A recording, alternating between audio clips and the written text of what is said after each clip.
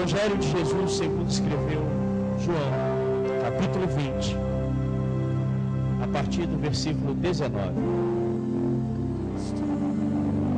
Ao cair da tarde daquele dia, o primeiro da semana, trancadas as portas da casa onde estavam os discípulos, com medo dos judeus, veio Jesus, pôs-se no meio deles e disse-lhes: Paz seja convosco. E dizendo isto, lhes mostrou as mãos e o lado. Alegraram-se, portanto, os discípulos ao verem o Senhor. Disse-lhes, pois, Jesus outra vez: Paz seja convosco. Assim como o Pai me enviou, eu também vos envio. E havendo dito isto, soprou sobre eles e disse-lhes: Recebei o Espírito Santo.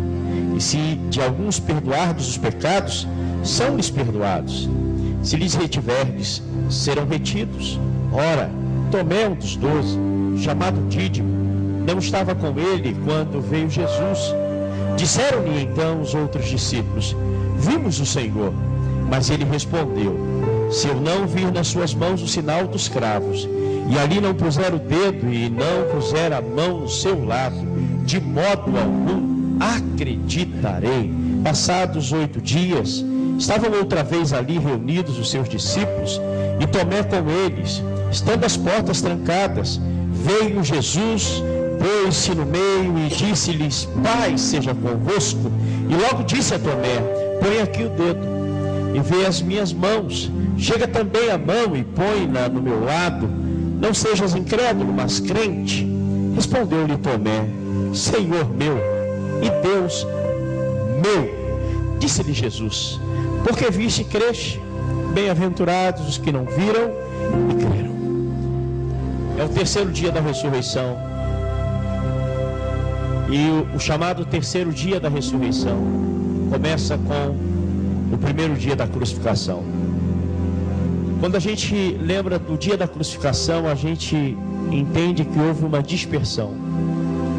Os que eram fiéis, os que seguiam Jesus, os mais chegados, eles não entendiam ali como o nosso Jesus, o nosso Cristo, foi levado ao Calvário. Uma morte sangrenta, uma morte terrível. E mesmo Jesus os advertindo previamente, dizendo que ele estava cumprindo a palavra dos profetas. O profeta Isaías diz que ele seria como uma ovelha muda levada a matadouro, aos seus algozes. Então o primeiro dia é o dia da afronta, o dia do escárnio, o dia de uma vergonha. O sentimento do dia da crucificação é o sentimento que eu e você passamos todos os dias. Uma eventual guerra, uma eventual vitória ou uma eventual perda. E quando a gente perde em alguma situação, a gente fica frustrado. A gente começa a fazer cálculo, a gente começa a checar e perguntar se valeu a pena. Não é diferente com os discípulos. Por quê? Porque eles viram Jesus ressuscitar morto, viram leprosos sendo curados, cego enxergar, mudo falar, surdo ouvir, viram tantas coisas, sinais miraculosos de multiplicação de pães e peixes, transformação de água para vinho, viram tantas coisas. E quando na mente humana seria o ápice da coroação do Messias, ele não faz nada. O segundo dia é o silêncio, que atemoriza o coração daqueles que foram leais, daqueles que caminharam com o Mestre. Os discípulos escolhem um momento para fazer, o momento em que eles, mesmo sem saber o que haveria de acontecer, eles guardavam uma promessa. E sabe, meus amados, essa promessa, ela se cumpre logo depois da afronta, logo depois do silêncio. Então, o primeiro dia sendo o dia da afronta, deu lugar ao segundo dia, o dia do silêncio. Estou falando para você hoje, que talvez esteja vivendo nessas duas fases, transitando nessas duas fases, o dia da vergonha, ou viveu o dia da vergonha, ou quem sabe esteja vivendo o dia do silêncio. O que é o dia do silêncio? Sabe que Deus é contigo, sabe que foi preciso, necessário viver, sabe que Deus está no controle, mas você olha para um lado, olha para o outro e não vê solução, não vê resposta, não vê ninguém, não recebe um abraço, não recebe um alento, tudo se torna vazio. Vem para o culto, vai para uma festa, vai trabalhar, tenta ocupar a sua mente, mas tudo é vazio. É o dia de sábado, é o dia onde algo novo pode acontecer. Você está nessa expectativa, mas o problema é quando o assunto é a sua vida, o seu problema. Você tem força para profetizar para os problemas dos outros, você tem palavra profética para dar a muita gente, mas quando é no teu calcanhar de Aquiles, você sente a tua humanidade, você sente que não é fácil, mas o terceiro dia, o primeiro dia da semana chega, e quando o primeiro dia da semana chega, igreja do Deus vivo, algo sobrenatural se manifesta.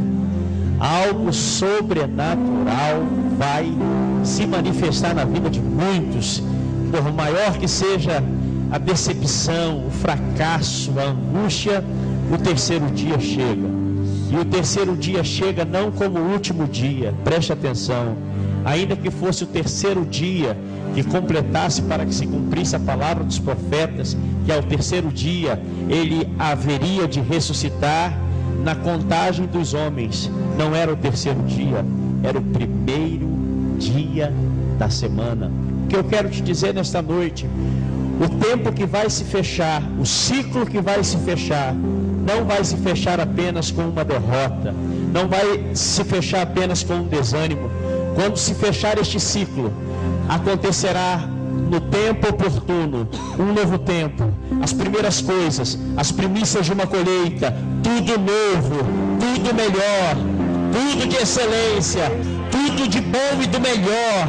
Assim vai acontecer na sua vida. Os que creem, celebrem. Aleluia! Aleluia! Glória a Deus! Ok. E os discípulos estão trancados no lugar de oração. Os discípulos estão orando, estão juntos, estão na bênção, estão quietos. E há um sentimento nos discípulos.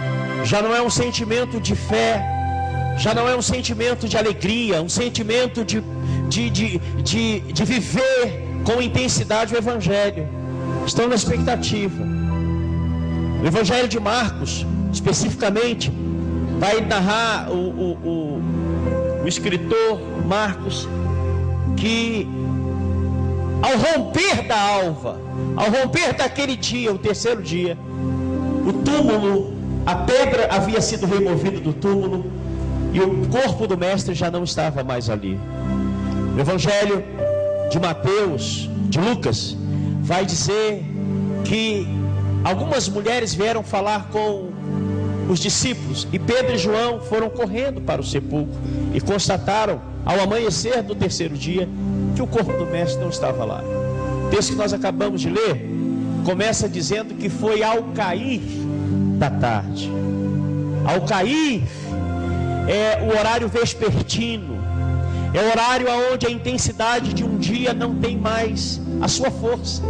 Diferentemente naquela região desértica, árida, a intensidade do sol, do calor, da temperatura, da sensação térmica, não se pode comparar o horário de 6 da manhã com o pico das 10, muito menos no meio-dia, até as 3 horas da tarde. Foi na troca do turno, do dia para entrar à noite, que Jesus se apresenta aos seus discípulos. Eu quero dizer para uma multidão que me ouve aqui hoje, pode parecer que está demorando, pode parecer que foi tempo perdido, pode parecer que foi tempo jogado fora, mas se o assunto foi Jesus na sua vida, o que passou o tempo para você, para Jesus na sua vida será o momento exato. será o momento exato para que Ele cele e consolide o chamado que Ele deu à sua vida. Podem passar tantas coisas e tempos e tantas situações, mas se existe o cair da tarde, se existe o romper do dia, e agora começam as vigílias que vão determinar o curso de uma noite. Entenda isso: se Jesus marcou para chegar aonde os homens já disseram, abandona o barco, sai da igreja, fica sentadinho, não fala, não ora, não canta, não prega, abandone a família, porque ao cair da tarde representa um tempo que se foi. Você está aqui? Ao cair da tarde representa um tempo que não volta mais, porque você perdeu todo o ânimo, todo o vigor, todo o desprendimento, toda a vitalidade, toda a expectativa de receber o corpo ou receber o Cristo ressurreto, para estar na mesa de almoço, para estar com Ele, para estar no café da tarde. E agora, ao cair da tarde, o que te resta é se preparar para tentar dormir. Quantos estão aqui? Então essa palavra vai para você que está preparando-se para dormir e, se possível, não acordar nunca mais. Jesus veio aqui hoje por causa de você, e ao cair da sua tarde não é o ao cair da tarde de Jesus. Quantos me entendem aqui? Por que ao cair da tarde Jesus foi aos discípulos? Porque tudo na Bíblia se concatena, se fecha. Sabe qual foi o melhor horário que Deus escolheu para falar com Adão no Éden? Ao cair da tarde. Sabe qual foi o melhor momento para que o homem pudesse estar na total dependência de Deus? Não foi no meio da fadiga, da labuta, do dia a dia, do ter que pagar, do ter que fazer, do ter que comprar. Então o que representa esse ao cair da tarde? É quando as tuas forças foram.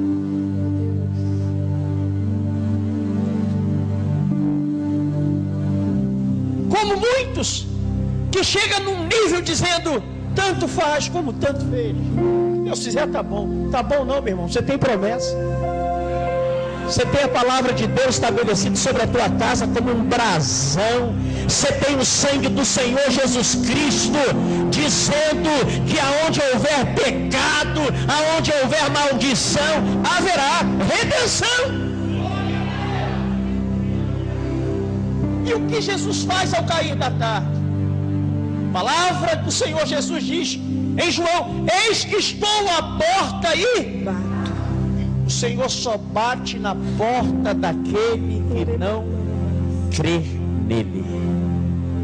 Eis que estou à porta e bato, num coração duvidoso.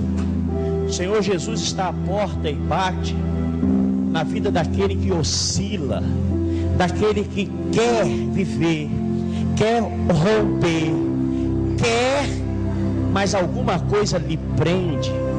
E quando esta coisa lhe prende, e ele então é achado como alguém cuja porta da felicidade, da alegria, da fé, de um novo começo, de uma nova festa, pode começar por causa dessa chave chamada dinheiro, chamada poder, chamada dificuldade, religiosidade. Ele não abre.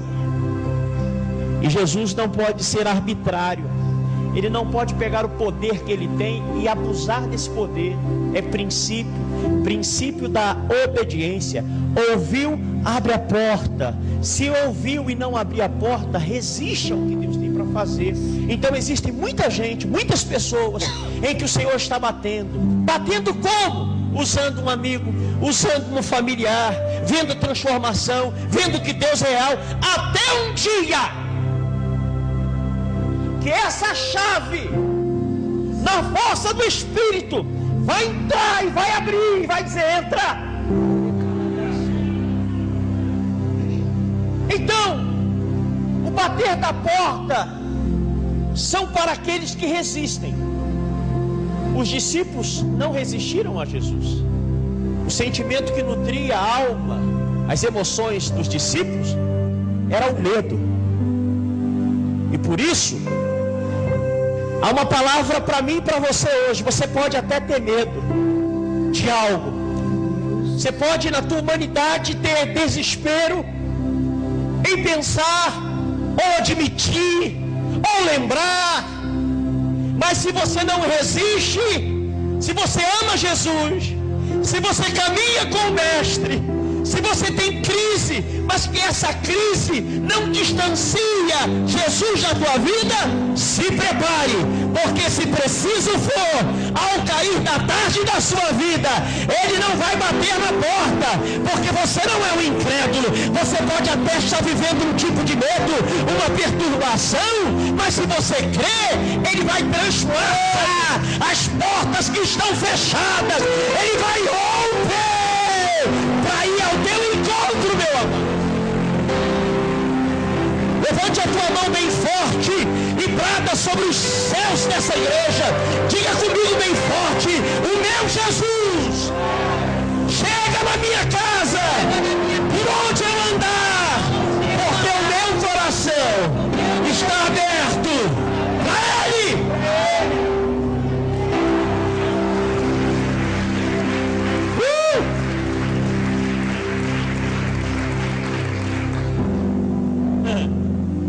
Você sabe o que Jesus faz quando Ele transpassa as paredes, as portas fechadas? Há uma linguagem que nós precisamos viver em 2013. Ele diz assim: Pai seja convosco. Ouvi o Bispo Wilson falar hoje, ele manda cada uma que a gente, pensa, pira o cabeção. Pelo menos eu estou falando literalmente. A cabeça é grande. A Bíblia não, ele dizia para mim agora à tarde no café, a Bíblia